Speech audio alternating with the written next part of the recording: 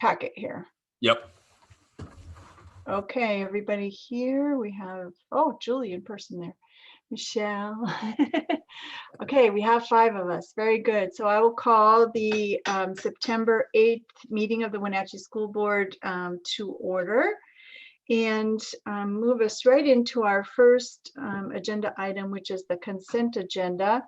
There has been a request to remove the school resource officer contract from the consent agenda. Or is that the policy? Excuse me. The contract, you're correct. Contract, okay. Contract from the consent agenda for separate discussion and consideration.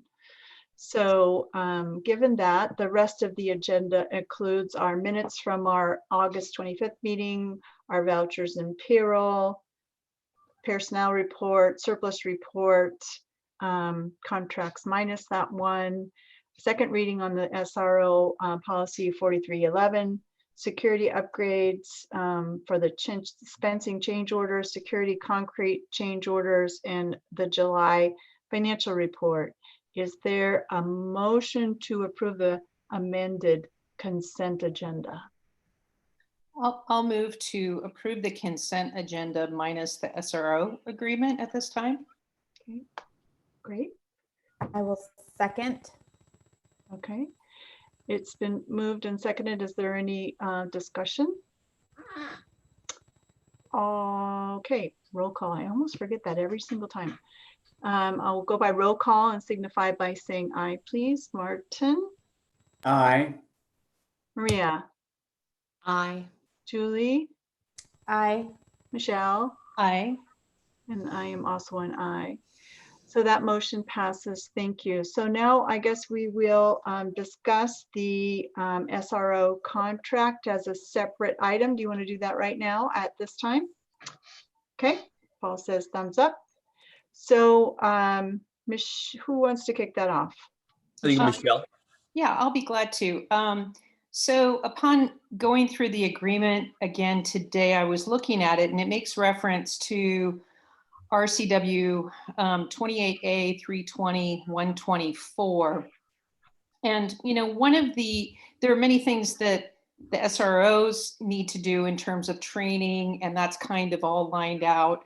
But in terms of what the district needs to do, one of the first things that's on there is that when we annually review and adopt an agreement with our local law enforcement agency, we're supposed to use a process that involves parents, students, and community members. And to my knowledge, I don't believe that's been done in the past, nor have we done it for this agreement. So I wanted us to be very transparent about that and see how we can move forward with some of that in action, especially since we're looking at having some pieces that the MOU that WSD came up with, making sure that those are part of our understanding with our local law enforcement, including not just the annual collection reporting of data, which lines up in the RCW, but also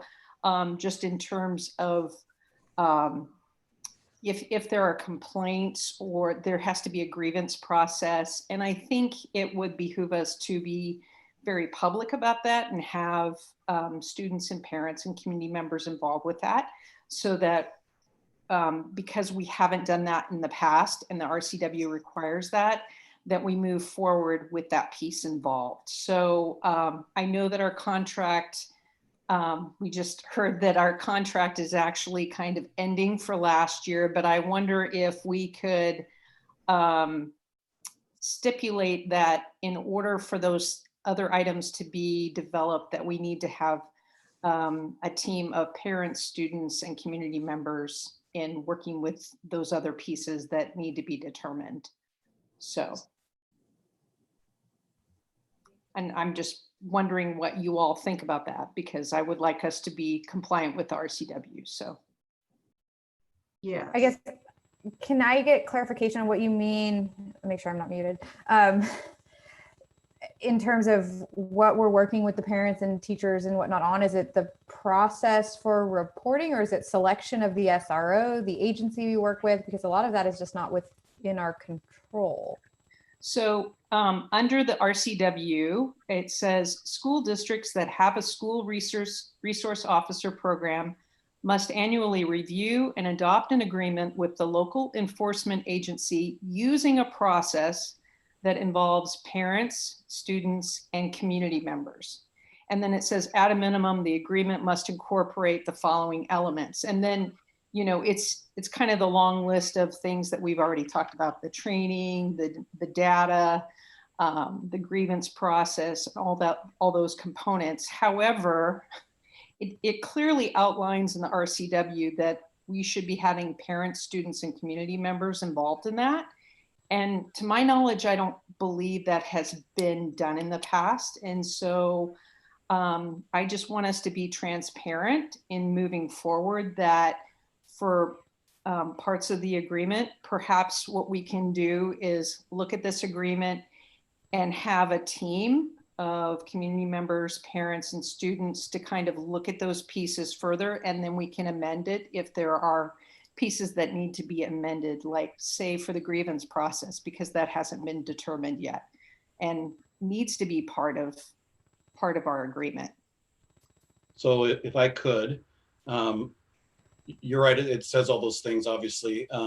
What I was thinking is that because this is a new contract, because those are new pieces, and because WSD didn't even give us a policy till very late, that I was thinking, okay, we'll get this signed, and then as we get to the end of this school year, we would do that meeting with the community, with the family, with the kids, with the parents, review the process, review how things were going. As I mentioned in my board report, WSD doesn't even have a procedure for this policy. So in talking with Danielle, we have to create one. Now there's two pieces to that. The police department has their own process and procedures when there's a complaint against one of their officers, which that would obviously be fault, but then we have to create our own as well. And so I would need to work with Kelly and HR around that process of what's that going to mean for us. It might be exactly the process we have for teachers or classified folks, but literally we haven't had time to work on it. So I guess what I was thinking is, let's get this signed, let's get it going. We'll review it before we renew next year. And then hopefully within the next month or so, I'll get that procedure done with Danielle's help. We can get that taken care of as well. I'm wondering if it's, thank you, Mark. I'm wondering if it's something simpler than that, because I'm just peeking at the RCW really quickly, and I see there's just two main parts to that RCW. Like you said, Michelle, it's the school resource requirement piece and then the district piece, you know, regarding the annual review. And I'm wondering if we could resolve this problem by adding a few words to section 13 under annual review. If we could just reference the RCW by number, that we will, you know, conduct our annual review of the agreement in accordance with RCW 28A.320.124. And if that, you know, might ought to cover it for now. I mean, that would cover it for all time unless the RCW number changed, actually. Yeah, I think one of the concerns is under number 3 on that. It does say school districts that choose to have an SRO program must comply with the requirements in subsection 2 of this section, which is the school district requirements, by the beginning of the 2020-21 school year. So again, I know that our school year is starting, but I believe that if we pass the agreement, but then also maybe have an amendment that we have the parent, student, and community members' input into some of these agreement pieces, that there might be amendments at some point during this year, because we kind of got a late start. But this was a 2019 law. So it's not that it was just passed with this session that just completed the spring. It's actually been on the books since last year. So that is on us. And so since this is the beginning of the school year that they specify, I think that we need to do our best to make sure that we are compliant with that RCW. Again, I understand that our contract has expired, and I want us to be able to continue our contract, but we also need to meet the requirements of the RCW this school year.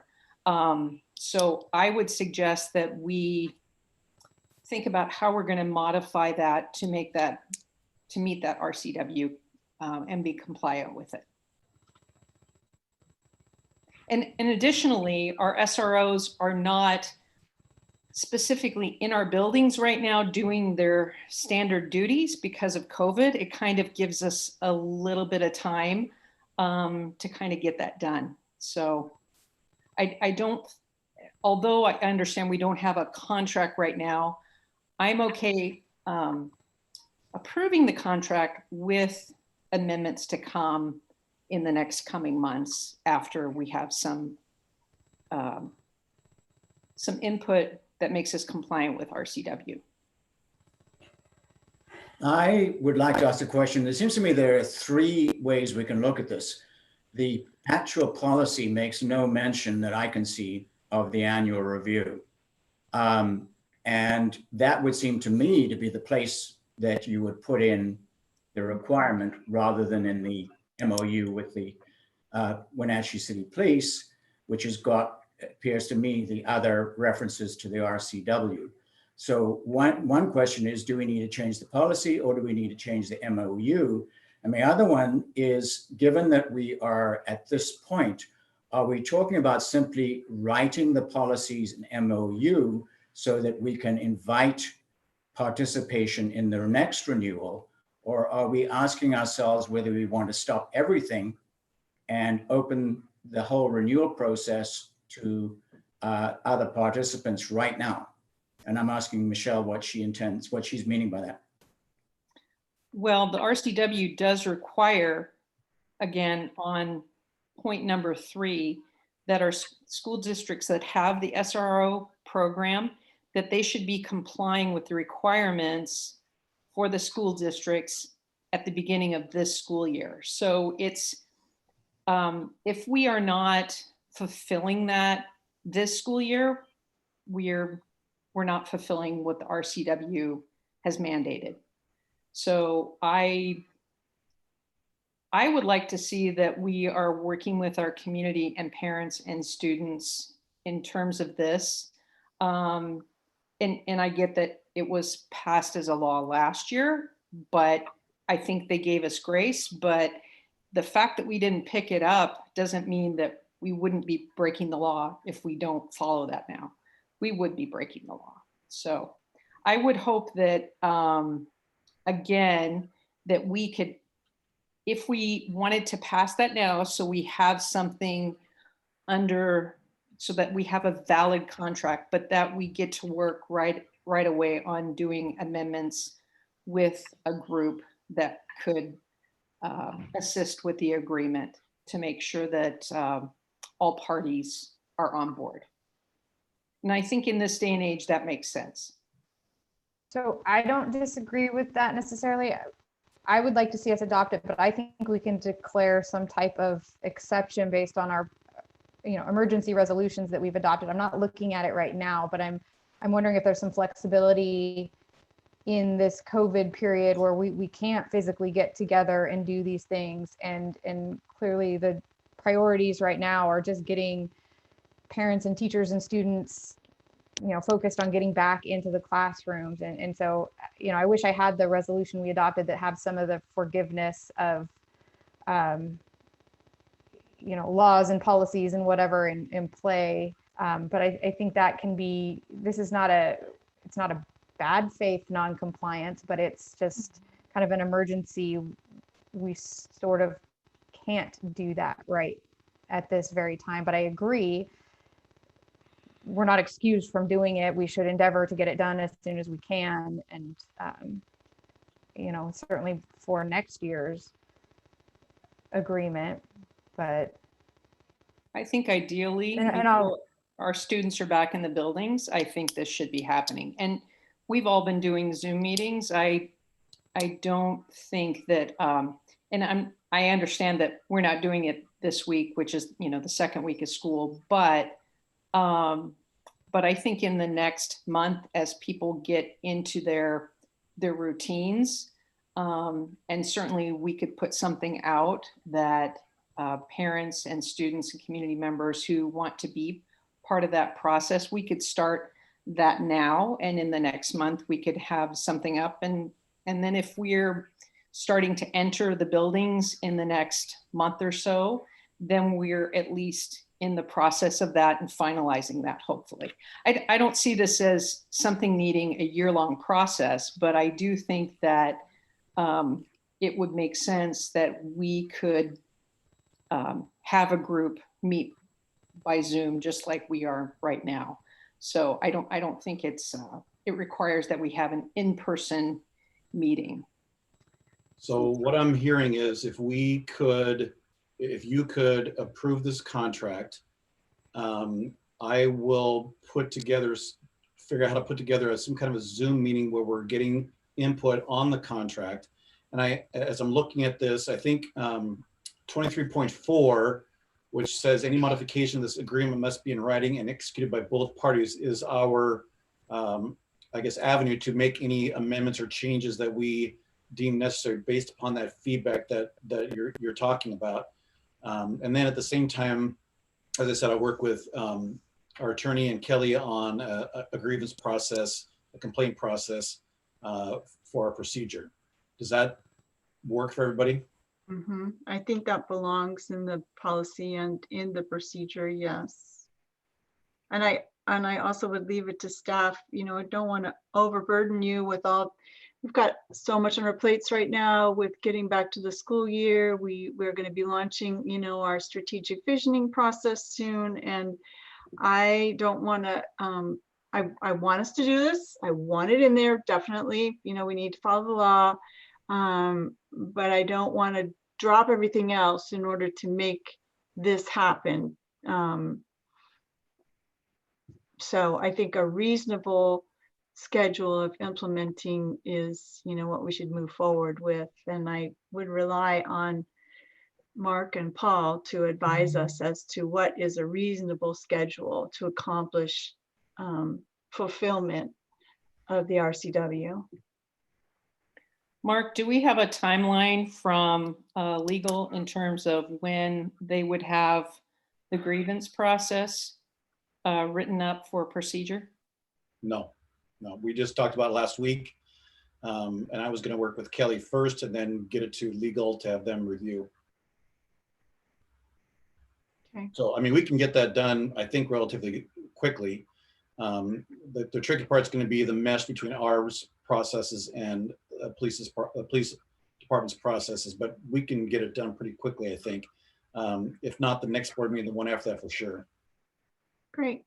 The other question that I had also is our contract does not specify a financial amount.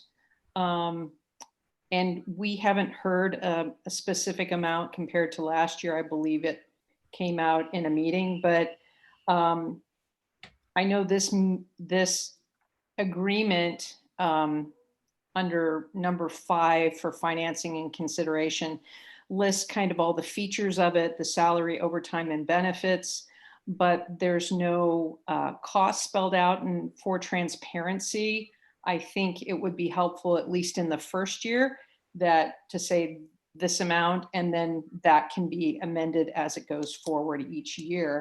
But that's not transparent at all as well. So I would like to see that addressed as well. Our summary sheet says it's 145. Yeah, in the summary sheet that I gave you, it's $145,000, which is half of each person's salary. I mean, we can give you a base, but obviously the tricky part is that there's overtime, there's other things that happen. We don't know those. going into it, but it's coming out to about $145,000 with benefits and everything. So every year we're just going to have an amount on the cover sheet. Is that the plan?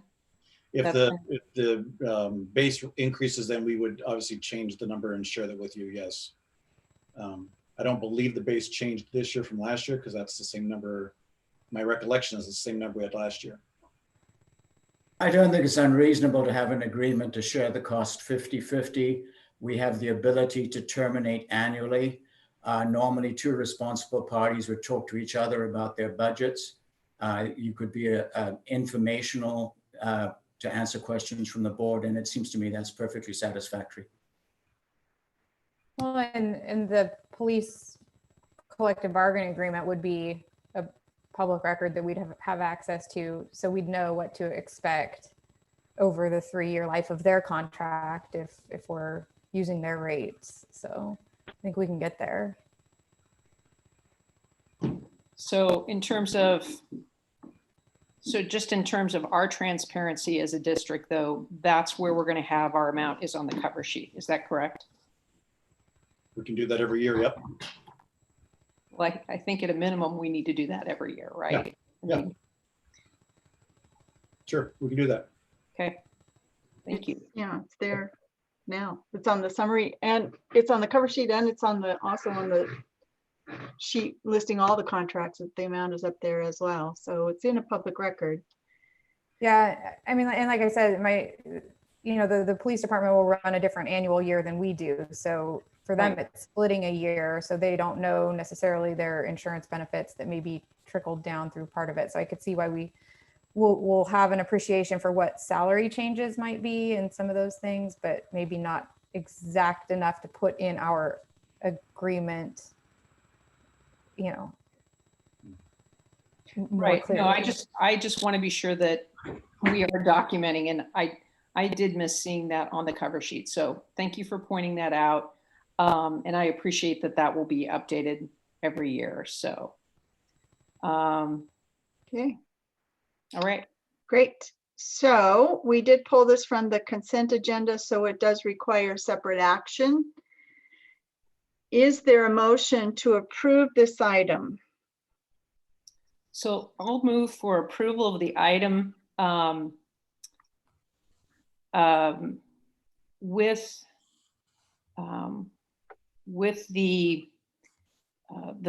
a future potential amendment after a committee of community members, parents, and students have had an opportunity to look at the agreement and give input.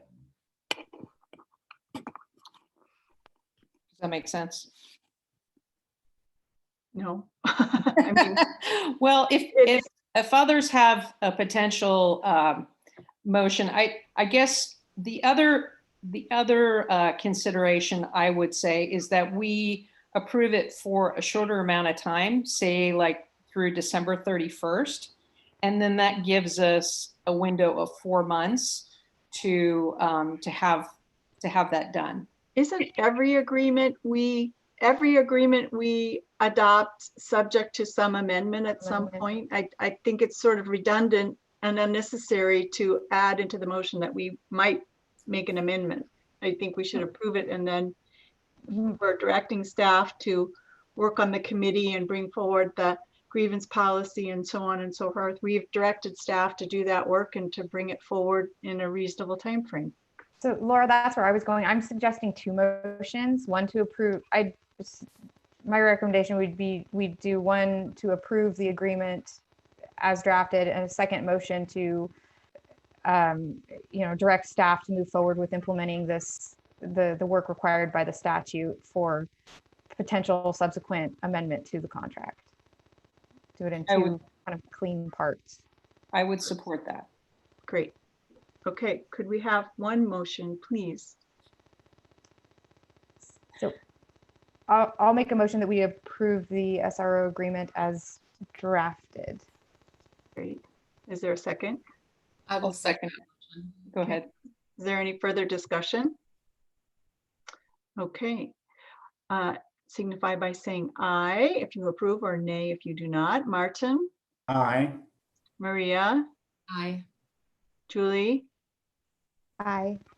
Michelle, Aye.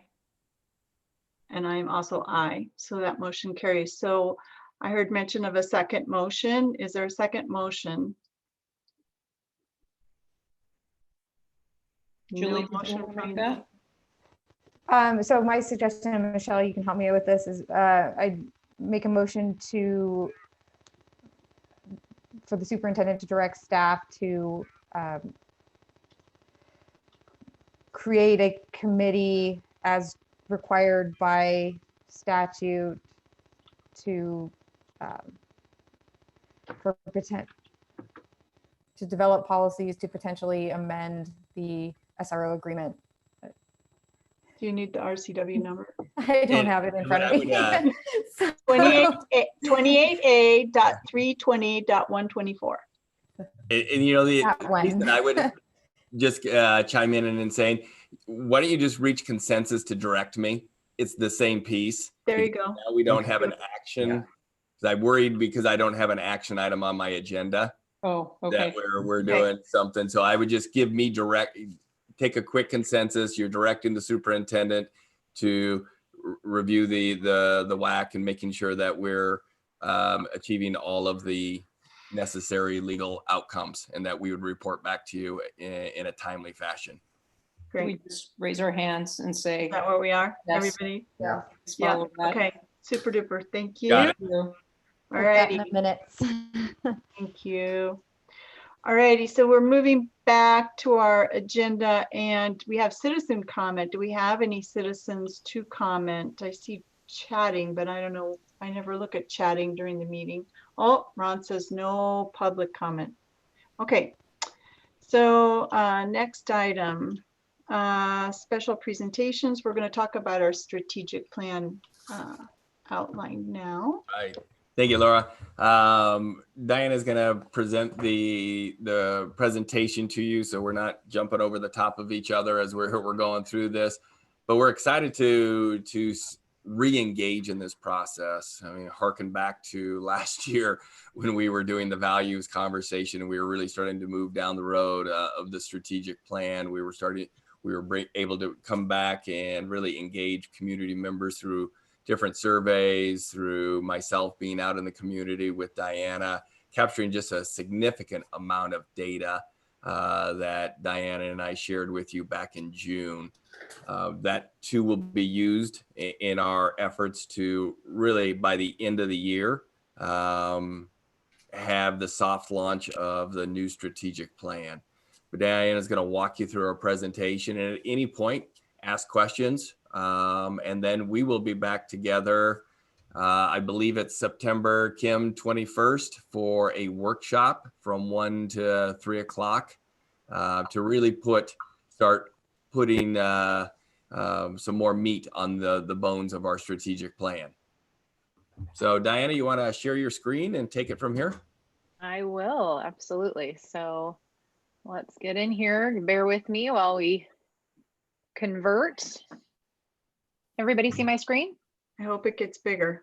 Yeah, it does. Sorry. I'm working on two screens. So I have to look at my laptop because that's the only one that has the camera right now. So let me just switch this into present mode so it gets better. There we go. All right.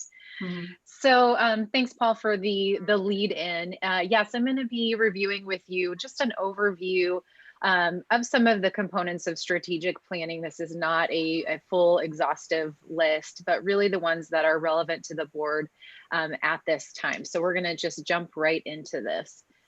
So the purpose of today's presentation, as I said, is an overview, and we're going to touch on the timeline as well as the values the board has already established, what mission and vision is, strategic priorities, and then we're going to set the stage for the next steps. So what is strategic planning? And I don't want to assume that everybody has been through a strategic planning process. Laura, I know you have, having been on the board, a very lengthy strategic planning process that we went through the last time with our Wenatchee Learns plan. But really just going to define a lot of the pieces of a strategic plan and what those are. Because again, I'm not sure where everybody's at in the process or your experience with it. But strategic planning is really a starting point. It is a process and a collaborative process at that. It really is something that is not written in stone. It's going to be written down, I can assure you, but it's never truly complete. So we need to think of it as always evolving, and it evolves over time, and it becomes stronger over time and adapts to new challenges. That is so true considering where we're at right now. And it even though it's adapting, it stays true to its core principles. And my favorite thing about strategic planning is the thought that good strategy is never being, it's always becoming. So it's always evolving over time. So just a quick overview of our activity timeline for the board. Going back to January of 2020, which seemed like a lifetime ago, the board really set out as a new board and as a collective to establish shared values. And we've been through that process, and that has really helped to guide our efforts up to now, and will over the next several months until we have our new strategic plan. But it really has given us kind of a direction and served as a North Star for us as we've progressed down the road. In February, we took those values and we presented them to stakeholders so that they could then tell us if those were the right values, were we on the right track? And they were reaffirmed by our stakeholder groups through a couple of different survey opportunities for people to provide feedback. Looking forward into this month and October, our goals are going to be developing an outline for our mission and vision, and then also identifying 3 to 4 strategic priorities. And with our strategic priorities, we've already done a great deal of work in listening and learning, as Paul and I did earlier last fall and throughout the year, and also through some of the surveying that we had done. We've heard a lot from our community. October, November, we will then be taking that outline and presenting it back out to the community for further feedback. Just as we did with our values, we're going to be making sure that our community is on board with the direction that we're going with our mission and vision. So our values, again, this is our North Star. These are our guiding principles of accountability, equity, and academic excellence. And you'll see that in a lot of information that we put out in hearkening back to these values. They really, truly are guiding the work that we do day in and day out. Mission. So what is a mission? It is the why behind why we open our doors every day. It really serves to be the boundaries and provide the scope in which we work, and helps us kind of get where we want to go. It also implies what we're not going to do. So it's the purpose and sort of the not purpose. A just cause vision. So more than just a vision, for us, it's a just cause. And a vision is really where do we want to go? As you can see from my little graphic there, it's the roadmap. So for us, it's something that is for something. It's an affirmative and optimistic statement. It's inclusive and it's open to all of those that want to be involved and contribute. It's service oriented, so for the benefit of others, and it's resilient. So what I said early on about our strategic plan will adapt and change, but it will remain solvent to its core principles. So no matter what's happening in our world, political or technological or culturally, it is a resilient vision, and it's idealistic. It's a big, bold, hairy, audacious goal, but that's what our vision really needs to be. So why are mission and vision important? It really is an accurate depiction of where we want to go and how we're going to get there. It's about right now, but it's about the future that we want to live in and the commitment that we have together to build it. It really gives us a sense of purpose about why and how we exist and how we're going to deliver value to our stakeholders. And it really is meant to serve as a tool and a guide that's going to challenge us to do what we do. And it provides us with an ideal state. Who do we want to be? Who do we aspire to be? So strategic priorities, these are really our pillars for the future. These are our overarching themes of priority, or our goals, if you want to think of them that way. 3 to 4, potentially more, but really these are meant to be, what are we aspiring for? Early on in our surveying process, our community helped us identify through our SWOT analysis what could potentially be some of these strategic priorities. So we have a really solid foundation for continuing this work and really identifying what those strategic priorities are going to be for us. And some examples of what strategic priorities could be are things like reimagining excellent schools, improving operational efficiency, and investing in our people. These are, again, kind of aspirational goals, but just some examples of what a strategic priority could look and sound like. So what's next for the board? As Paul mentioned, we will be doing a board workshop where we will be developing with you the mission and vision outline. We're not going to walk away from this meeting with the concrete version of what this is going to look like, but we're going to have a pretty good sense of what that mission and vision statement are going to look like. And then we'll be able to present that out to the community for their feedback, and so that we really do have an engaging process where stakeholders can be involved in shaping the future of Wenatchee schools. And that's going to happen on September 21st from 1 to 2:30. So that really is the next step for the board in this process as it's shaking out right now. There are different pieces to the strategic plan, which we will share at another time. But for right now, this is what we're looking at over the next couple of months. So that's what I've got for you. Paul, anything more you'd like to add? No, it's an exciting time. And as you said, you know, that just cause vision is one of those pieces that really, it draws our staff and our community and our students to what we're trying to do. And those pieces that Diana outlined, each one has to be a component within in it to become that true just cause. So I'm excited to start that work with the board on the 21st. And like Diana said, it's hard work. It's really thoughtful work. So we'll be sending you some information early next week for you to kind of think through as you walk in to that meeting with some different thoughts around that just cause vision and the work that you want to see, because you are that voice of our community, and from varying different perspectives that you bring that perspective to the table as to what we're trying to do. What are we trying to do? What is that aspirational piece that we want for our students, for our community? And it's exactly what Diana said. It's big, it's bold, it's audacious, it's out there, it's far reaching. And at times, you know, it's almost hard to attain because it's so out there at times.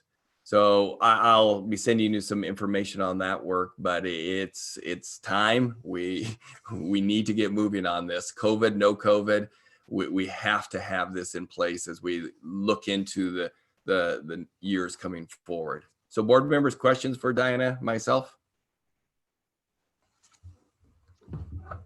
It'll be interesting to see how you facilitate that online and grab our feedback. So I know. Yeah. That's why we're going to try to make sure we're front loading a lot of information so you can come in with some of your thinking already moving forward. And I will just add to kind of thinking down the road about once we've developed this, you know, incredible mission and vision outline, how we're going to share that out with our community, and going a little bit old school in our thinking and not relying on technology a lot. Paul and I have already had some kind of initial conversations about what are some things that we can do to really engage the community, whether that be, you know, in small interactions in person or some other methods, but we're thinking through that so that we're not primarily relying on Zoom meetings to collect that information, because we need to be reaching all of our stakeholder groups in a meaningful way. Well, I really appreciate that we're moving ahead on this. I know COVID kind of threw a wrench into moving forward in March, when I think we had initially planned on having those workshops. So it's really exciting, and I'm looking forward to it. So be looking for those emails. Yes. Okay, great. Thank you, Diana. Appreciate it. Looking forward to that. All right, moving ahead on our agenda, now we're going to talk about some property adjacent to Mission View School that we own, but the county is making a proposal Yeah. to have temporary access at least. And Mark is back with us, and he's got some friends who will be joining us, but he'll give you a quick overview of what the county is looking for and the why, and then he will hand it to whomever he thinks would be most appropriate next. So Mark? Yeah, I'm going to introduce Jason Dedamore from Chelan County Public Works and Ryan Brownlee from Pacific Engineering. They're going to give you the presentation. The only thing that I would add to the presentation is that currently we do not have a need for this property as a district. So, and currently they are not asking to actually purchase the property. They're just asking to be able to go onto the property and do their due diligence. So, Jason, Yeah, you're up. sounds good. Can everyone hear me okay? Mhm. Good deal, good deal. Well, school board, Dr. Gordon, thank you very much for your time. I know your plates are full with everything else going on, and this is very small in your world, but thank you for a few minutes of your time. So a quick introduction. I'm Jason Dedamore with Chelan County Public Works Department. I oversee the environmental program for the county. And my partner here is Ryan Bromley. He's with a local engineering firm. He's a senior civil engineer with Pacific Engineering. And we've had a good working relationship over the years. And he's helping us on this project. And I think he's helped the district on many other projects too. So it's good to have a local firm with the knowledge. So quick background, locally, where the Public Works Department is responsible for administering state and federal water quality regulations. And one aspect of that is stormwater. Stormwater. What is stormwater? Stormwater basically originates from rain and snowmelt, and it travels over land and or hardened surfaces. Basically, when it travels over land, typically it's not a problem. The land slows it down. It allows it to infiltrate. When it hits the road or a hardened surface, such as a parking lot, asphalt driveway, parking areas, it needs to go somewhere. And so in the urbanized area, we have a stormwater collection system. You've seen it adjacent to sidewalks or the curb. There's a little inlet where all the water goes underground into a pipe, and ultimately it goes somewhere. Where is that somewhere? For newer areas within the last 20 years, when new stormwater regulations came into play, you see like a subdivision, they have a detention pond, and that water goes typically to a pond, and then it infiltrates into the ground. Well, the problem comes with these older systems. These older systems, be it 30, 50 plus years old, where the forethought wasn't there regarding how to treat this water. This water picks up contaminants off the roadway. It's oils, greases, metals from your brakes, you name it, whatever's in the roadway, fertilizers from yards, it picks it up and takes it somewhere. These older systems don't have a treatment process. Basically, the easiest way was to run it down the hill and empty it into a bigger water body. That bigger water body around here is anything flowing. It could be Lake Chelan, it can be the Wenatchee River, it's Squilchuck Creek. So all these contaminants are going down into these surface waters. So that's kind of a background on stormwater. And the reason why we're here is we're interested in this older system, kind of by Mission View Elementary. It's about a Squilchuck Basin, we call it. It's about 100 acres. It's kind of bordered by, there's Terminal, Viewdale, Meadow, South Wenatchee Avenue, and ultimately it goes all the way down by Boudry, and it empties into Squilchuck Creek right there. It's about a 36-inch culvert pipe that dumps all this water coming off this hardened surfaces into the creek. We have no treatment in the system, so whatever goes down into the drains ends up in the creek. Why is that a problem?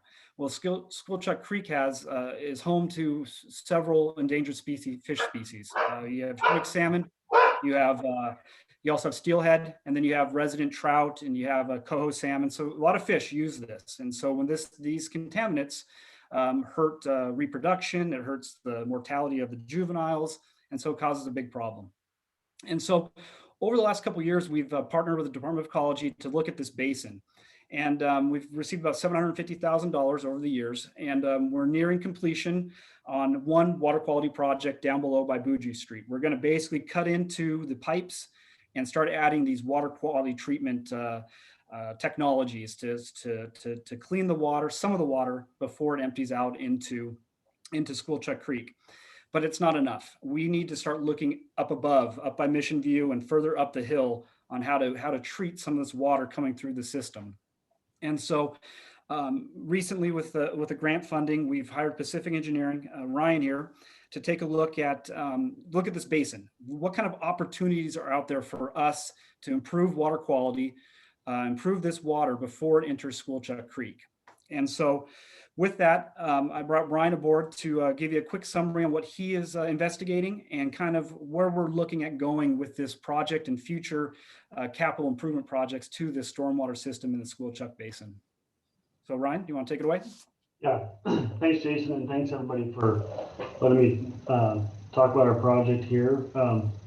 Really excited to be working on under this grant with the county, and I'm excited about this project because I feel like there's opportunities here that we don't normally have, and that normally we're trying to fit these into a roadway, or dig up some asphalt and bury things underground and really try to put 5 pounds in a 2-pound bag. But fortunately, this property has a lot of favorable characteristics that just want to kind of give you the overview and get into some of the specifics. I'm not going to get too technological on you here, but I'd like to share my screen if possible. And I think you might have some of this information in your packets, but if not, hopefully I can share this with you.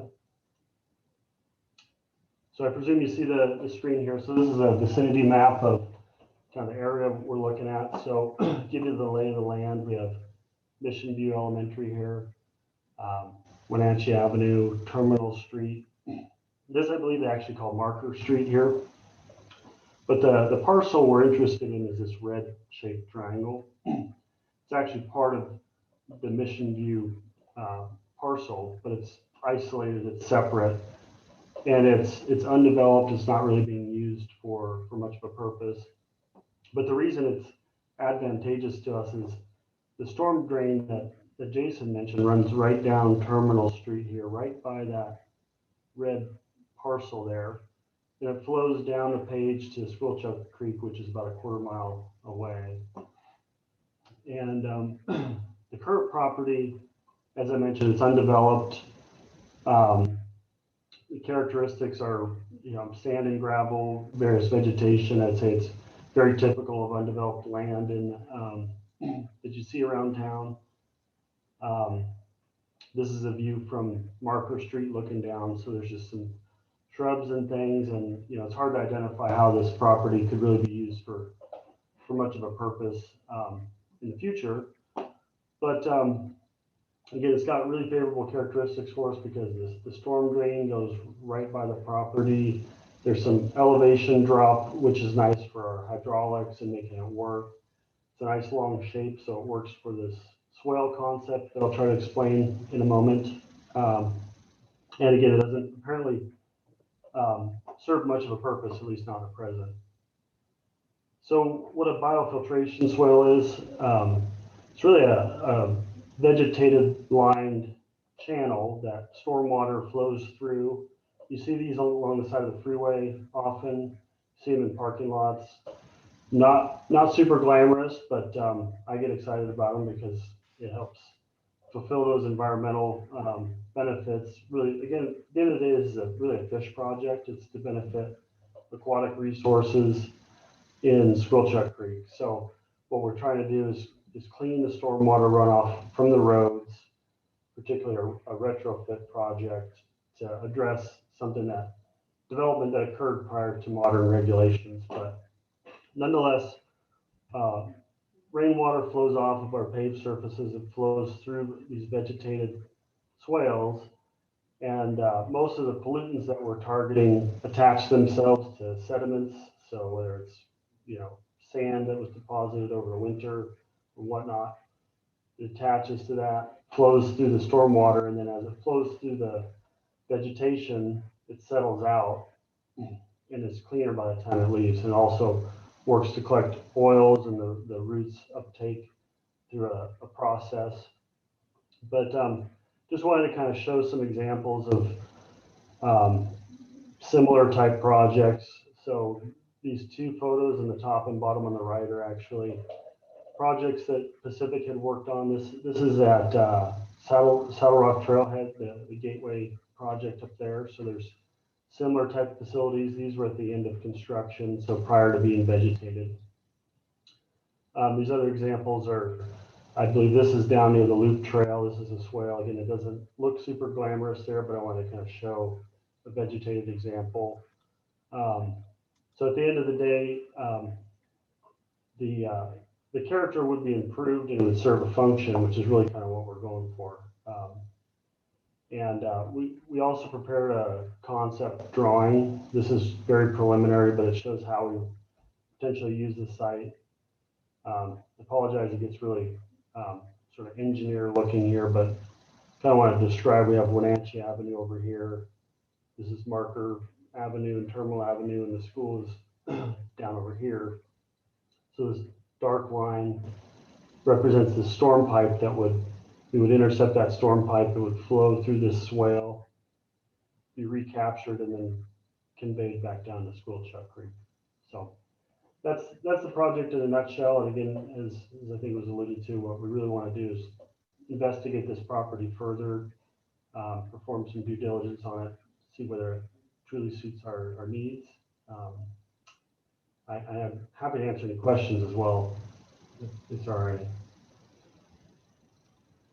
I believe that the only use I've ever heard discussed for this property, and I don't even know if it's level enough for that, was for overflow parking. There's never, to my knowledge, been any other discussion of productive use of this property that I'm aware of. So. I have one comment question, which is really downstream, and I imagine that Ryan and Jason, you've got this well in hand.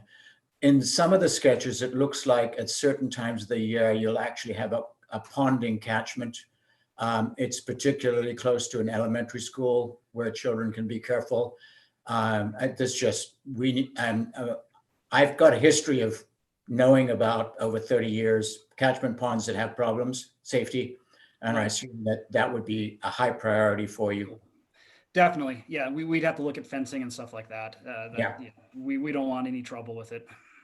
Yeah. And I think that was superfluous, but I want to say it anyway. Nope, fair enough. And I think also that goes into the design too. You know, you don't want steep slopes going down into it where no one can get, if something happens, no one can't get out of it. So you want shallow slopes, you want it. Yeah, so exactly. Those considerations have to come into play on any public facility. Okay, thanks. Yeah, Martin, you brought up the concern I was going to say, because it looks almost like a park, right? And right. It would attract, I think, kids. So right? yeah. So thank you for the soccer ball goes in it, and you want to go get it. No, we get it. So definitely, that's safety is definitely consideration. Thank you. But yeah, like Ryan said, I think all right now we're asking is just to access for due diligence, and definitely come back if it works out. Come back and have a further conversation with you. But we just want to step foot on it and see what the dirt's like, and kind of figure things out. Do some surveying and see if it works. Okay. So if it was appropriate for the use that you proposed, then you would be talking about acquiring it from the district and removing us from any responsibility. Yes, Okay. exactly. So from my understanding, talking to the county surveyor, is if everything works out, we'd obviously come back to you and ask for if we can get a fair market appraisal through that process. It's very valuable. It's really pretty much the most valuable piece of property we own. That's funny, that's what everyone says when we acquire right away. Just never mind what I said a minute ago. And so we'll do the appraisal and ultimately present that to you, work on negotiations of acquisition, and simply, from my understanding, it would just be a quick claim deed that it goes over in right away. So it's a quick signature and it's gone off your books and onto ours. There's no boundary line adjustment, anything major that needs to happen. So it's pretty straightforward if we can come to an agreement and want to move forward together. Okay. Do you like the motion? So Laura? just consensus again. Or you don't need a motion? Nope, just consensus. This Okay. is, yeah, not an action item. This was on for discussion. And so I guess, is there anybody opposed to us moving forward with this temporary access agreement or right of entry agreement? No. Okay, so it sounds like you have consensus, Paul, that we can move forward with this. And thank you for taking your time this evening. Jason and Ryan, you're welcome to stay, although we don't have much more time on our, oh, look at somebody popped off so quickly. Oh, that was a staff member. No, thank you for your time. I appreciate it. Okay, thanks. Thank you. Thank you. Thank you. Okay, so moving right along, we're into board communication. Are there any communications that board members wish to share with the rest of the board? No? Okay. I was just thinking about something from WSD, Julie, that triggered me on, was a legislative item, and I should have forwarded it to you, but maybe we can talk before the next meeting about what that might have been and whether or not we need to bring it forward for discussion. Okay, Yeah, next. Go Isn't ahead, sorry. there a legislative, kind of like the legislative priorities that WSDA determines right now? Usually, I think as a board, we kind of sit down and say, these are most important to our board. Yeah. Well, there is, yes, thank you, Michelle. There is this, has everybody been getting this Eastern Washington, it's called the Eastern Washington DNA group emails, or am I the only person getting those? Okay, so there was a webinar, whoa, whoops. And it's been organized by Vicki Melcher in the Moses Lake School District. This is discussion around the proposals to be brought to the legislative session in January, February. So how about if I forward this to Paul and Kim and you can send it out to the rest of the board? Is that Yep. good? Okay, I'll do that. And my apologies, this one is one of those emails where everybody in this part of the state is listed as a recipient, which is not cool, but that's the way it is. All right, that's all I have. Anybody else? Okay, moving on to superintendent's report. I know Julie is frozen or muted, and Ron's going to see if he can unmute her. So we'll try to work through that. So just today really marked the start of kind of the traditional school sense. We've been working the past 7 days on the Launch to Learn. By all indications, that went really well. This was an opportunity for our staff and our parents and our students to make better connections, as they have not had those same connections that we did last spring. So at the elementary and middle school level, we had a lot of opportunities similar to a parent-teacher conference, but more so around meeting the students, meeting the teachers, meeting the parents, setting those expectations, learning about Canvas. As I said earlier, it went really well. Today was transitioning more into the typical school year, so we're excited about that. Mike and Stacy will talk about that here in a moment. I'm going to turn it over to the cabinet to kind of do a quick whip around and let everybody kind of chime in as to what they're hearing, what they're seeing. And then Jeanette and I, toward the end, we will also talk about the enrollment that I sent to the board, so you have that perspective. But let's start with learning and teaching, and Mike and Stacy. All right, thanks, Paul. Good evening, everybody. So as Paul mentioned, the Launch to Learn activities were the main focus of our startup. And just general feedback from our middle schools and our secondary schools was hugely valuable. They really felt that front loading, the relationship building, and the making of connections was so valuable to their start. We received a lot of great feedback from staff and from families on that. I know our principals are already exploring how we might incorporate that approach into more of a traditional startup, hopefully, that we will be having next school year. So the personal connections that got cemented really made solving any of the possible technological connection issues much more effective. And so that was great.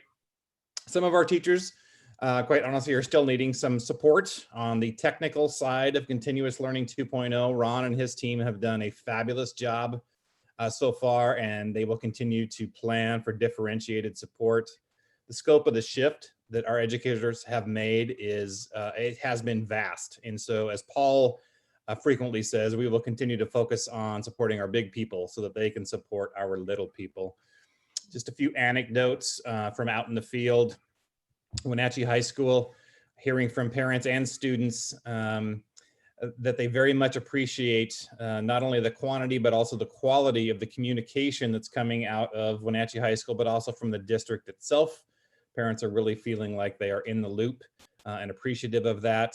And then additionally, Eric Anderson and the team report that students are expressing that they very much appreciate the structured approach that we're using now, as opposed to the less structured approach that we were using in the springtime. And so they appreciate having a predictable and reliable schedule that does have some flexibility built into it. Westside High School engagement and attendance is up in a huge way from last spring. And after getting people connected, teachers and students connected, things are really rocking and rolling at Westside. The Tech Center is having a great start as well. The staff are busy working with students and getting everybody connected. They continue to work with that challenge of having different schedules and different plans from the different districts that they serve. But again, they're getting that handled and everything is going well there. From our middle schools, I got an interesting anecdote from Rob Klein at Pioneer, and he had a district employee who was not one of his employees, but he was this person was somebody who heard Paul talking about the fact that this is really going to take a community, the entire community, to support our students and our teachers as we go through this. And so this employee reached out to Rob as the principal of Pioneer with concerns about her neighbor child. Or her neighbor child was potentially having trouble getting connected. And so this employee, who again does not work at Pioneer, stepped forward to be kind of a volunteer to help make that connection piece happen. And it really is an example of the the power of partnering with our community. So, and then the other thing that from the middle school is we are still working on balancing that whole idea of on-screen time versus off-screen time. So we know that this is kind of a new approach to what we were doing, and we will continue to focus on that and get better as we go along. So that's a little update from the secondary side of things. So I'll pass it over to my partner, Dr. Stacy Bain. Thank you, Executive Director Lane. At the elementary level, we could not agree with you more in terms of the launch to learn. And an anecdotal piece from a couple of our individuals today, our school principals, is that to your point, Mike Lane, yes, elementary loved the launch to learn as well. Connecting with families is something that they want to do in the future.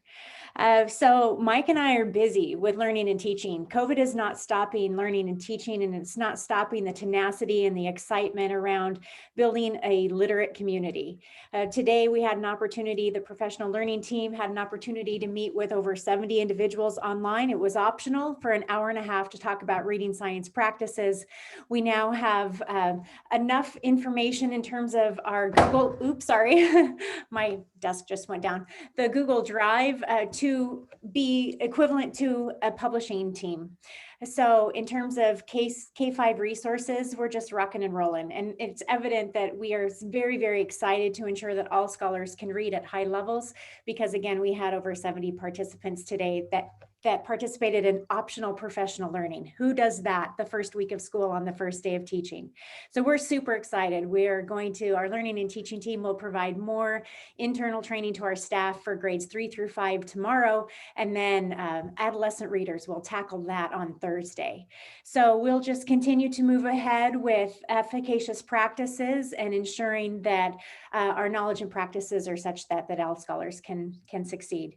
Another thing in terms of the K-5 and K-12 level, we are developing a PD plan, and there will be more to come, but under Mike's leadership and Paul's vision in terms of rigor and relevance and supporting the big people to support the little people, Director Sarah Wall and the Learning and Teaching team are working really hard to ensure that we have a robust PD plan for this year.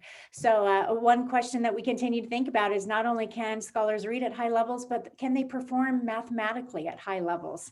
And so please watch for the Learning and Teaching team's announcement in terms of what we have in store for our staff. It's pretty exciting. If you think about some messaging, we're all about the rise to 95. And again, just looping back to literacy, if you hear anything out on the streets in terms of what the Wenatchee School District's doing, what we're doing again is ensuring that all scholars can read. So today in some teaching for one particular first grade teacher, she said that the parent was watching over her shoulder and said, "What did you just do? That looked fantastic." So we're using a multisensory explicit approach that is based upon reading science, neurological sciences, linguistics, etc. And we're providing the highest quality service to our families. We call it Rise to 95 because we won't stop until all scholars have the ability to read, write, spell, and think critically about the world around them. So just a few things happening from the Learning and Teaching team.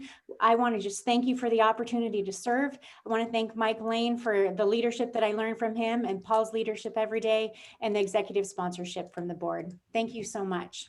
All systems go in terms of K-5 elementary and K-12 curriculum instruction and assessment.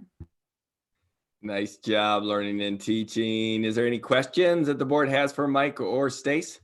Oh, looks like Michelle. Yeah, I have a quick question. I've been seeing just some general questions from parents and maybe community members in terms of privacy and Zoom calls and things like that. And I'm wondering if you, Paul, or someone from your team can just discuss kind of the importance of that. And of course, we want all our kids engaged, and we know that looks best when they're, their face is on Zoom and the teachers can see them and respond. But maybe you guys could just kind of talk about that a little bit for the public, just because we know you've trained the teachers about what those limitations are and such. And if you could just kind of talk about that publicly, I think it would be helpful. Thank you. Yeah, I'll give it a broad brush, and then Mike, if you would add the details on that piece.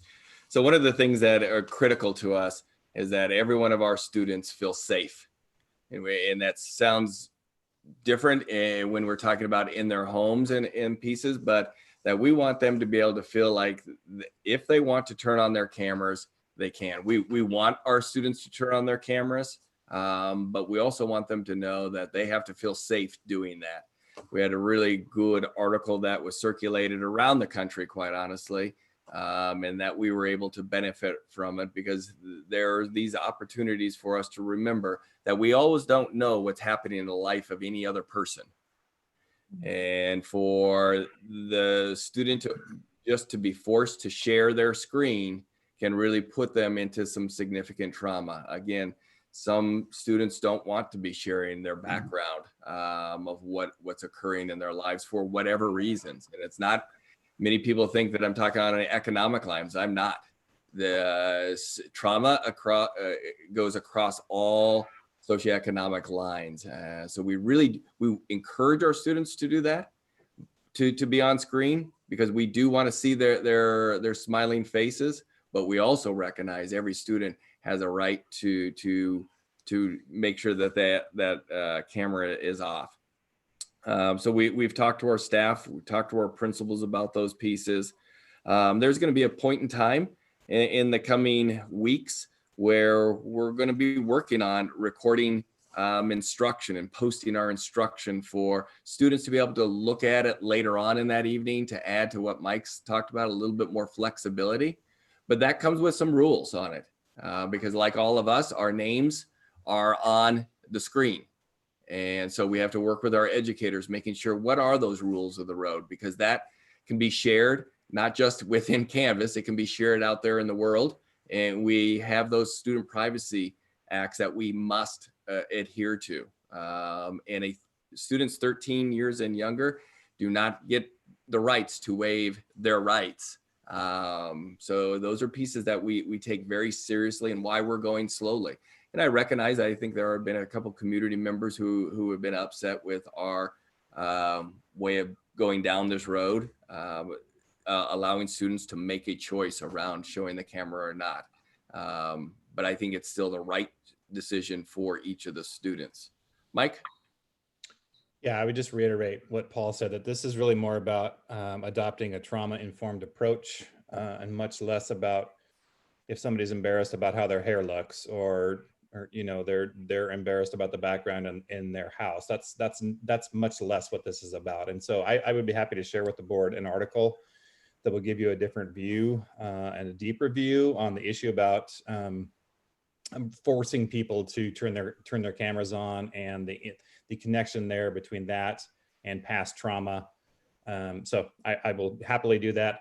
The great thing about the article, and one of the things that we shared at the most recent principal meeting, is that there are ideas in the article about ways that teachers can measure engagement in ways other than looking at facial expressions. So we've all done enough Zoom meetings to know that it is a little difficult when you're staring at just a bunch of blank boxes and you don't get any of the nonverbal feedback that you would if you were actually talking to people.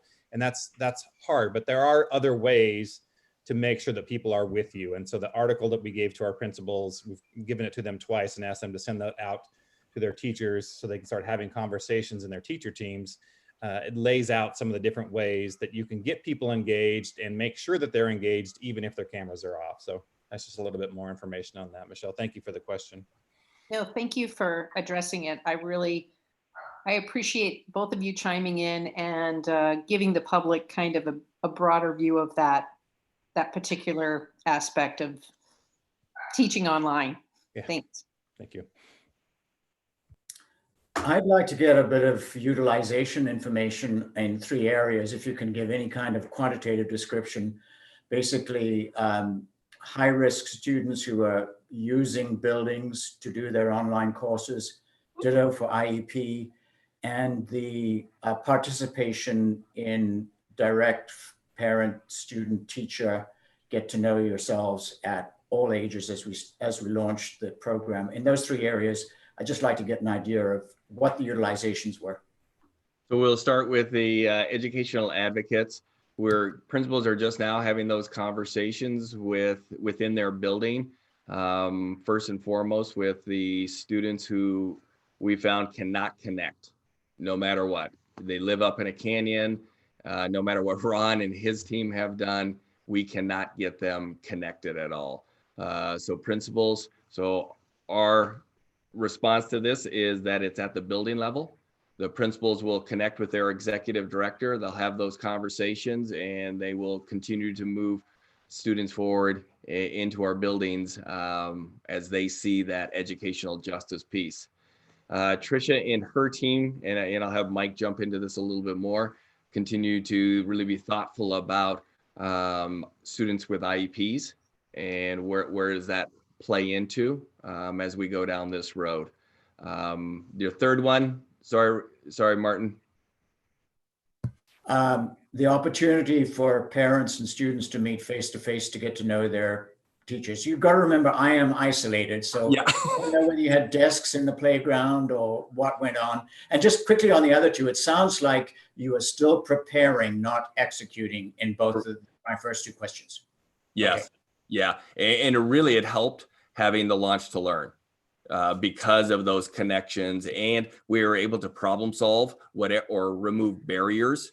We heard a lot of principals talk to us about how they were actually able to remove barriers for students before moving to a higher tiered response, which would be bringing students into our schools.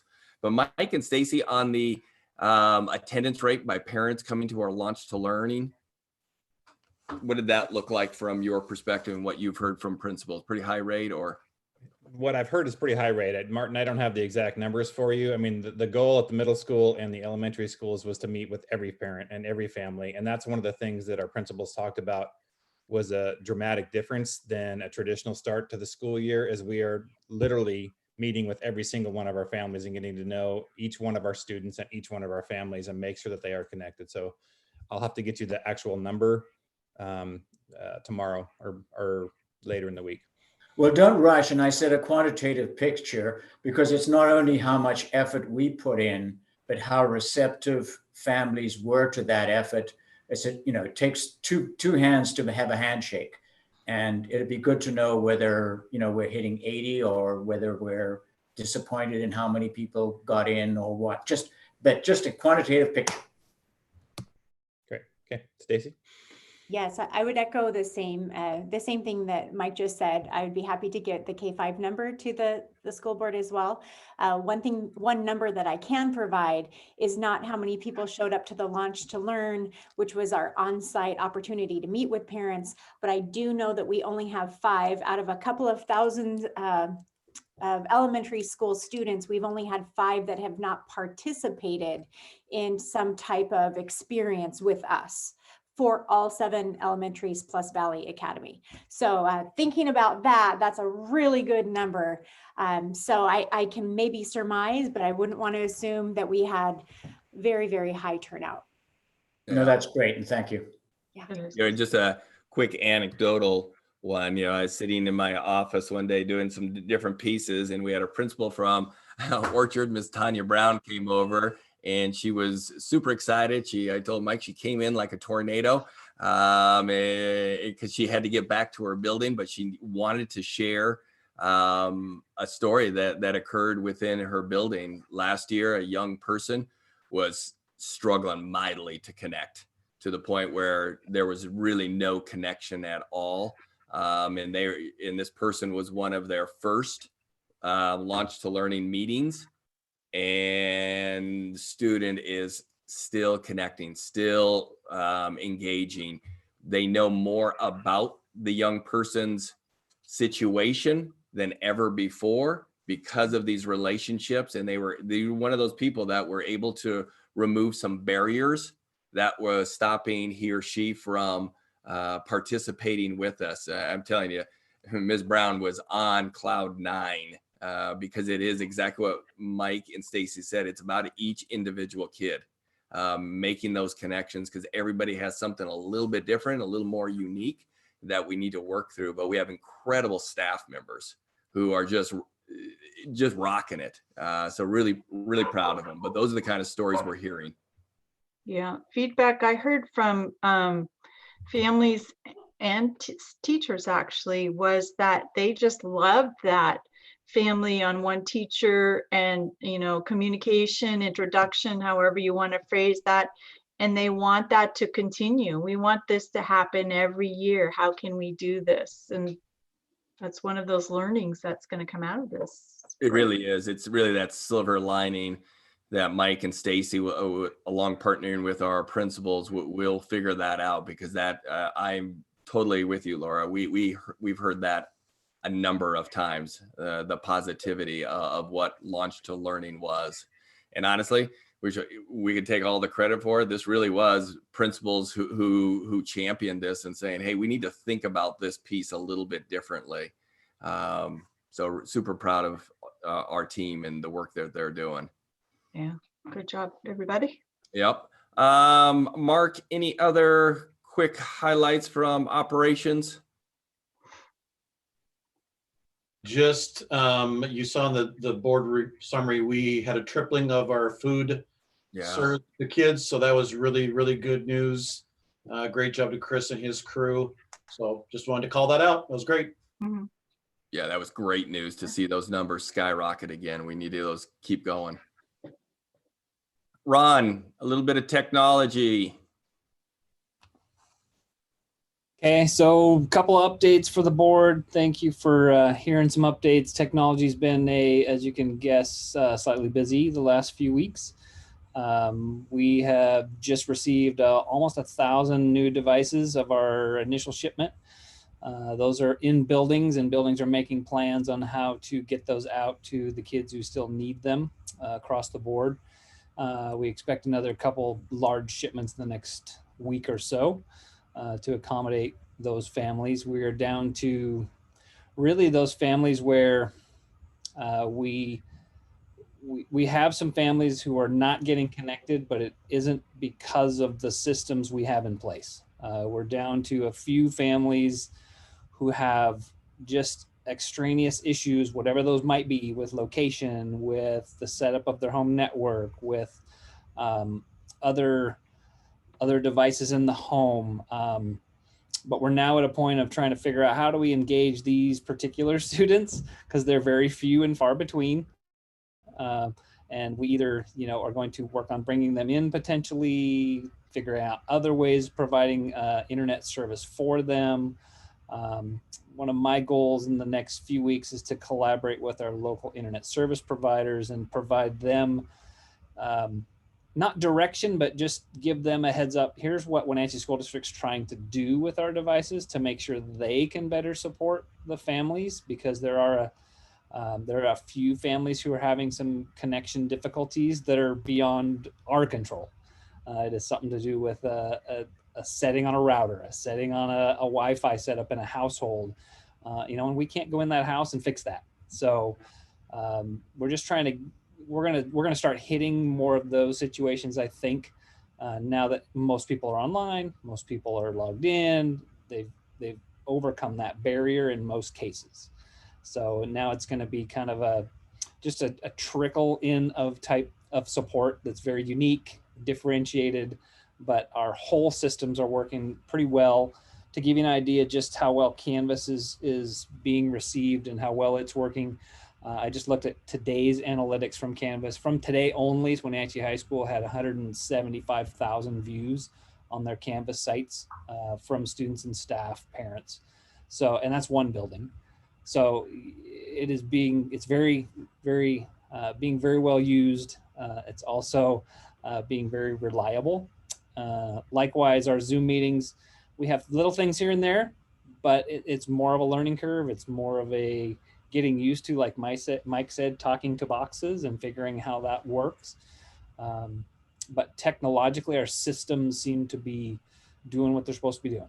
So that's my goal. Now our next step is then how can we better support the small pockets who still need the help? And that's parents who need help, grandparents who need help, cousins who need help. We have all different families trying to help their students and trying to help them be successful. I think that's kind of it for technology. Again, the supply chain is still an issue. The companies are still an issue. When we put in support requests to get things fixed, it is no longer, nobody will ever commit to a 24 to 48 hour time frame anymore. It is some of these requests we're putting in are, we will get to you, and 5 or 6 days later they respond. So they are under incredible strain across the country with obviously a worldwide issue, and these systems now growing exponentially. I don't know how much you've watched in the news, but Canvas grew so exponentially they had to hire thousands of people just to do their support. Likewise, Zoom grew so exponentially they had some issues starting up in the fall that we luckily weren't started yet when they had a big server issue right off the bat. We weren't in session. Luckily, we had that day off, but we've been pretty fortunate so far. So I'm knocking on some wood next to me, but we're in pretty good shape. And I would say in the short amount of time we brought staff to where they are, it was a fairly monumental task, and they're definitely meeting our expectations. And like Mike and Stacy said earlier, we just have to now support those staff members to support their kids and support their parents in using the systems we have in place. So is there any questions in particular?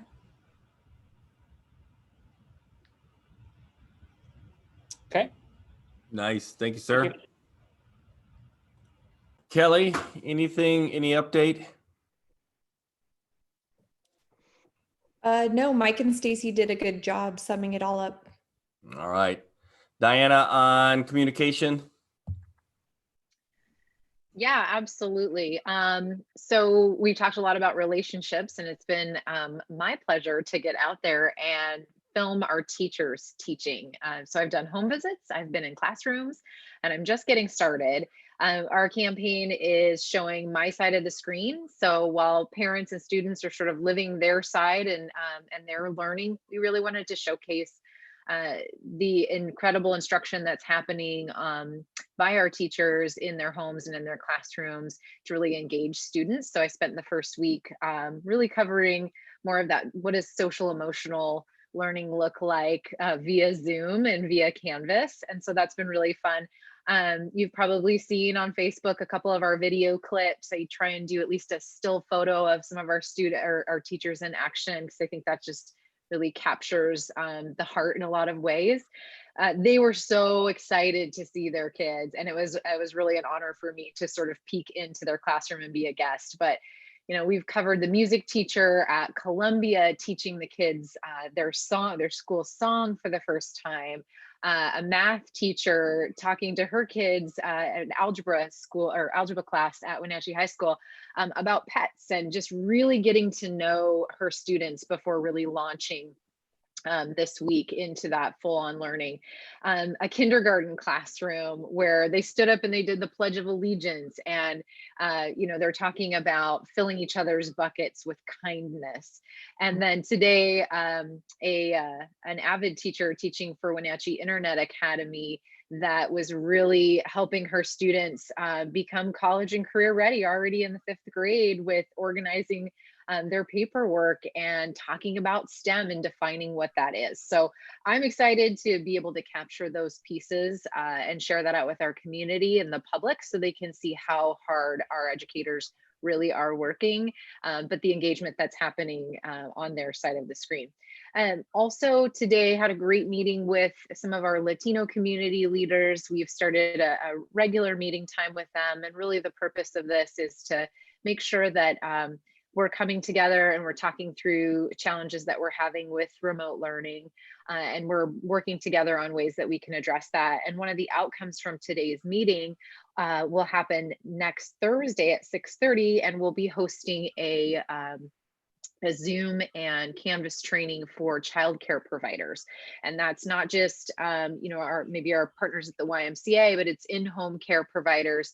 It's grandparents who are providing care for students. So we're really trying to open that door and make it accessible so that they too can come alongside those students and know how to support them in a meaningful way. So that was a great outcome.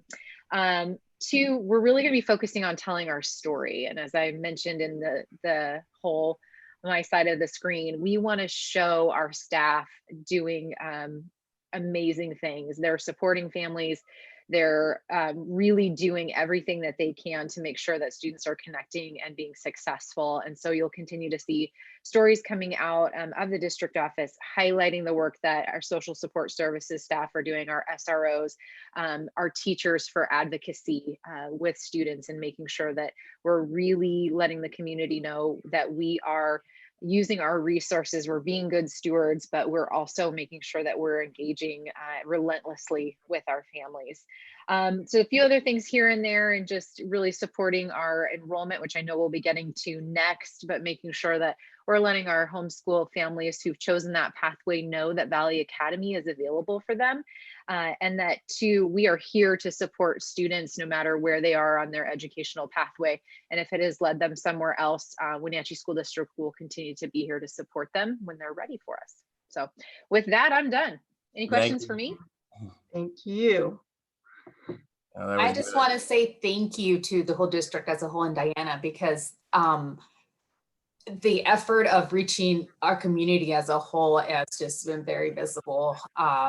You know, it's just, I kind of got a little teared up when you said that, you know, the training for, you know, for our in-home daycares or daycares in general in Spanish. So that, I mean, thank you. I think, you know, this is where Wenatchee School District needs to be. So I totally appreciate that.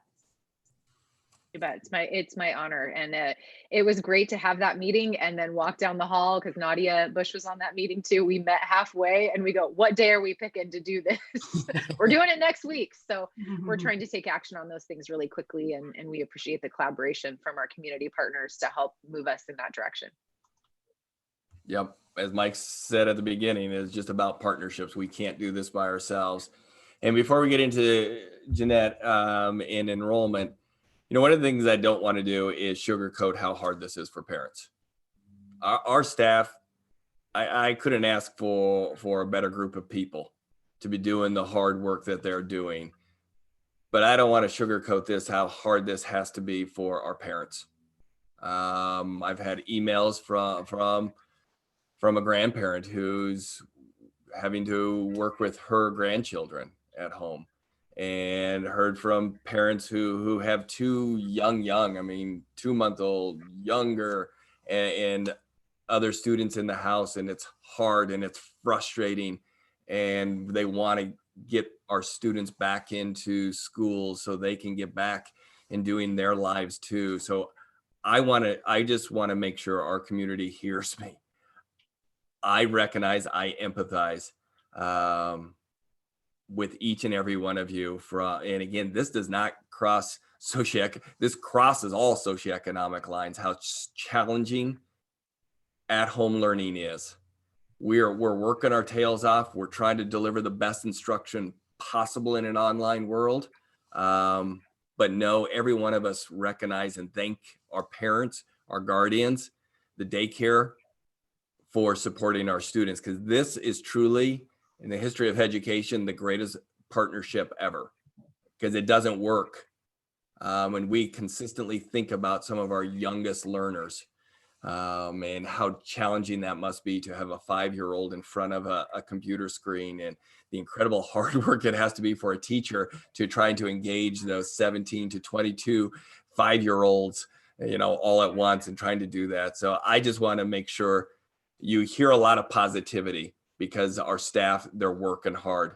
But I also want to make sure everyone knows that we recognize how hard it is at the home and what that looks like. And I've got a number of staff members who have young children, and they're reporting to me how challenging it is. And so I just want to put that piece out there. I'm writing an op-ed that hopefully the Wenatchee World will run that also recognizes that.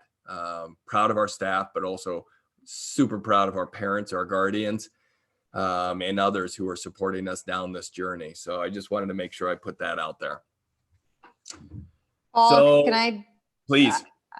I fixed my sound just so I could say thank you so much to all of the teachers who have worked so hard during this whole launch to learning thing. I know it was frustrating and challenging, and as a parent, I'm so appreciative of them taking the time. I think I'm one of the ones that would love to see this incorporated into a go forward plan in the future, because I thought it was so much better than any curriculum, day, night. It was fantastic job for all 3 of my kids. I'm one of those ones with the 5-year-olds as well. So on the parent side, they have made it as easy on us as we can, knowing what they're going through with everybody. This is not what any of us planned. I am, equally frustrated as well, but I know, I know how hard they've worked to make it not as frustrating for me. And so I'm, trying to be patient and, fortunately I have kids that are kind of helping each other through it. And right now it's still new and fun. So there's that. But I know it's been a lot of work, and to make it accessible to the parents the way they have has been really nice. And I really, really, really appreciate it. Julie, thank you. I think it's good to hear. We've got board members with children in our school districts, and you're living it. You're living it. Mine aren't. My kids are old. I'm old. So I don't have to do the same thesis that you do, because I don't know if I could do it, quite honestly. I've got the 5-year-old that signed on this morning for the first time ever and shooed me out of the room promptly, because she had Canvas all figured out, knew how to do her Zoom, and was so into it. I could hear her screaming her numbers from down the hall. So I assumed she was doing what she was supposed to be doing. I love it. That's good stuff. And empowering our kids. And sometimes we forget that we set a high bar for our students, and for most kids, they can do that with some scaffolding, some support. All right, so let's turn into Jeanette and talk a little bit about our students who have chosen to unenroll from our district for kind of the top 5 reasons that we see. Probably number 1 are a number of parents holding back their kindergartners. Next one is homeschool, a really large portion of parents choosing to do homeschooling. Parents who've chosen to take the private parochial pathway. There are a few within the area that have been able to open because they're so small, but trying to get onto those screens. And then some of the parents who've chosen to go online to kind of larger, statewide internet schools and others. So that's kind of the reason for those numbers. And as I wrote to the board last week, it's across all school districts that are on online learning, that we are not dissimilar. Everybody's kind of in that 7 to 10% range of the work that we're looking to. But I'll hand it over to Jeanette and talk us through what she's thinking in the work that they're doing in the finance department. Thanks, Paul.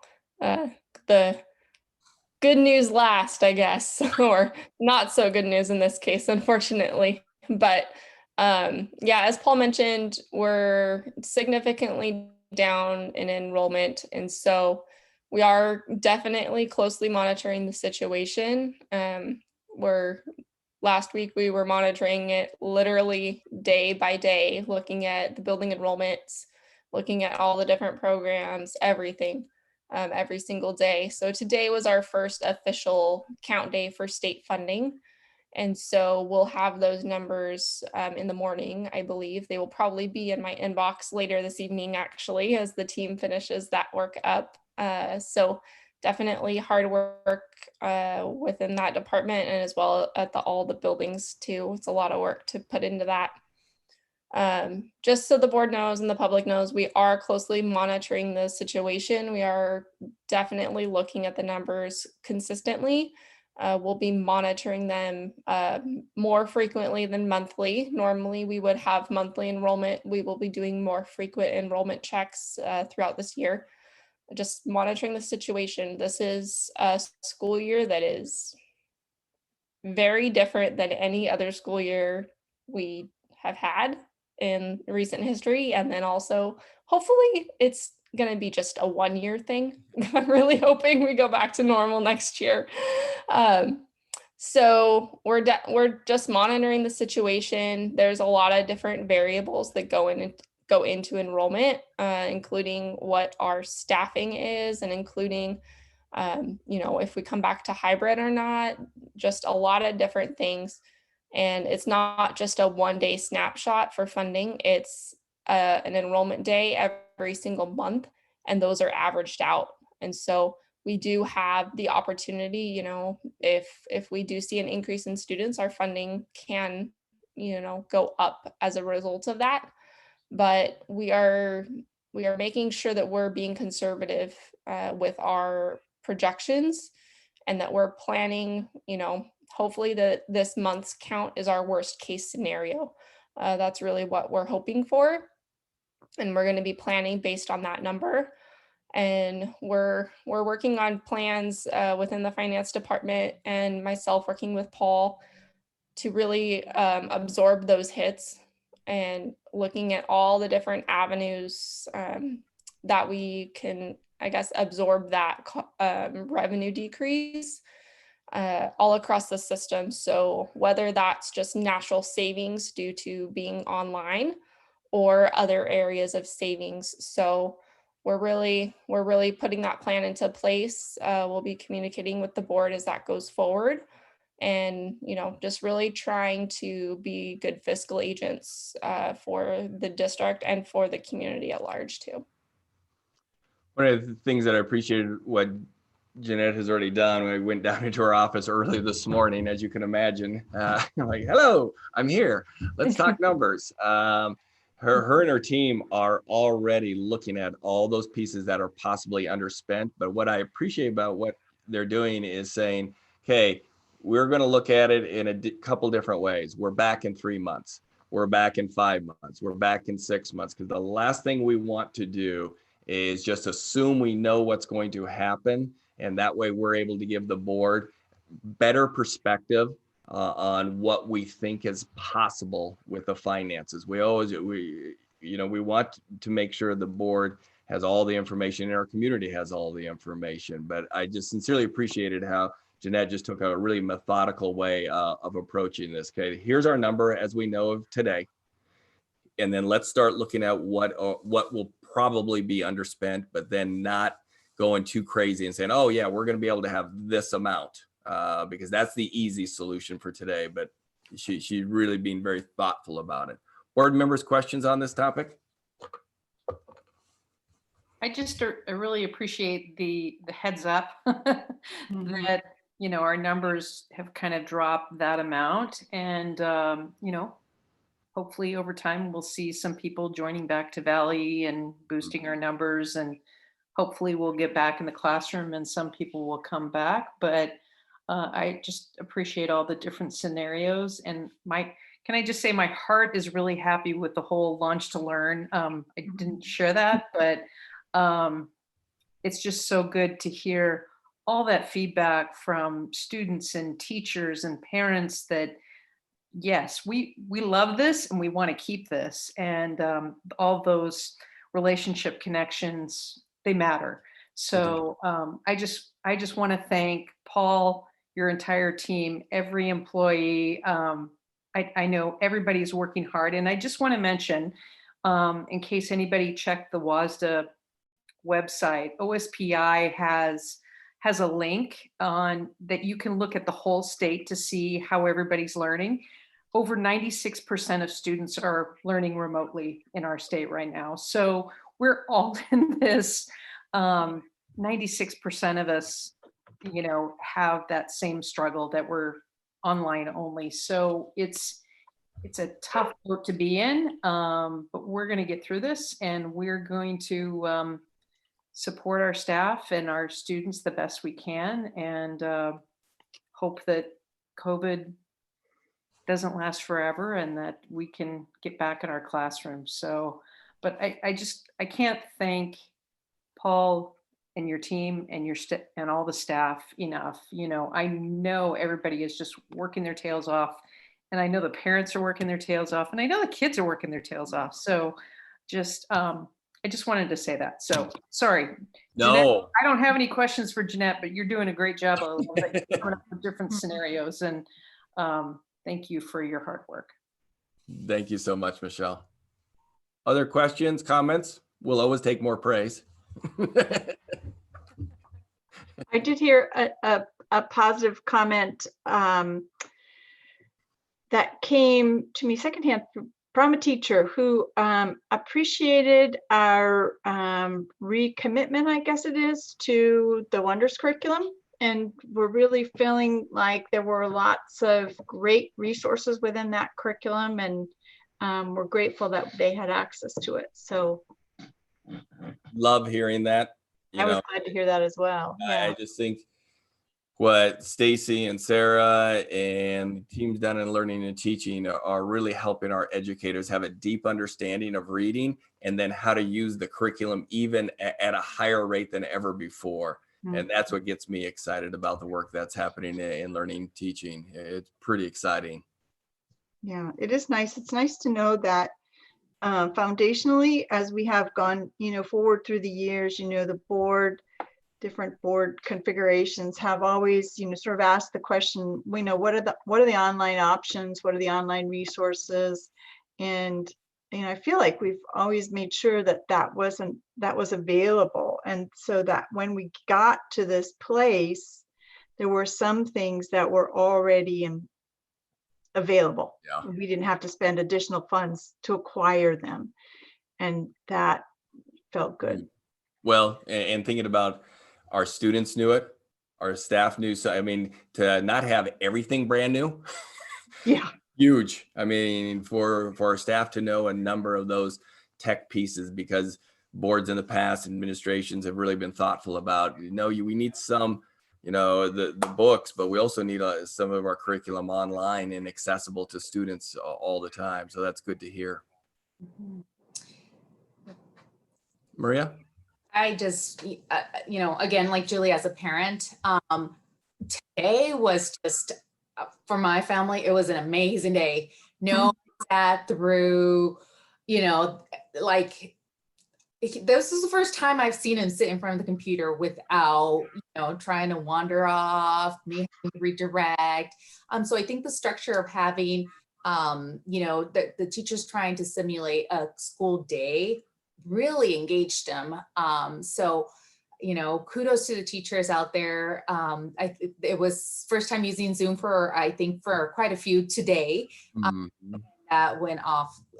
It was great. Students were helping out, because I think a lot of kids have been exposed to it for working at home and using Zoom and whatnot. But I mean, it's just amazing to see, the teachers going above and beyond to help support the students, but also the parents. I know we got daily, we got a check-in today as for the parents. Our teacher went above and beyond to do a little video recording, for the parents as well. And so that just, again, it takes a community. And the fact that today was a successful day to where I can leave my child to work independently and he's engaged. As a parent working from home, that's just, that's the goal.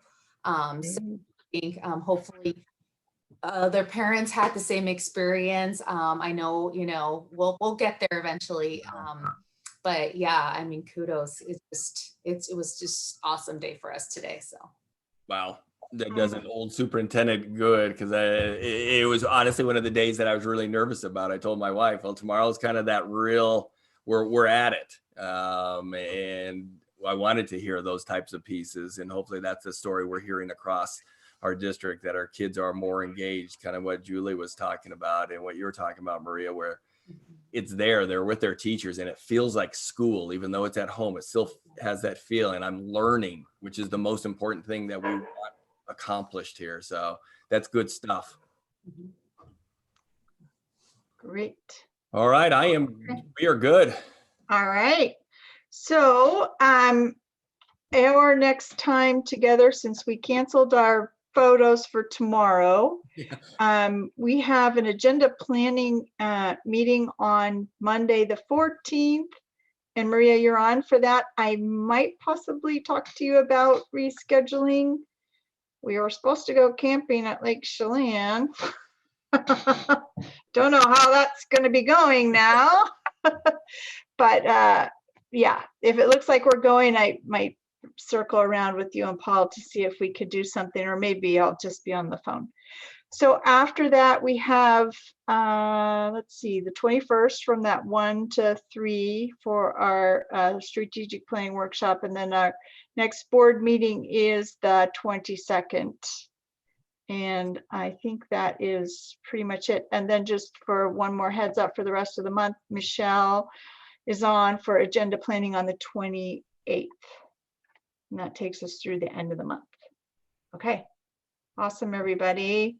Meeting adjourned. Thank you. Have a great night, everybody. Thank you. Thank you.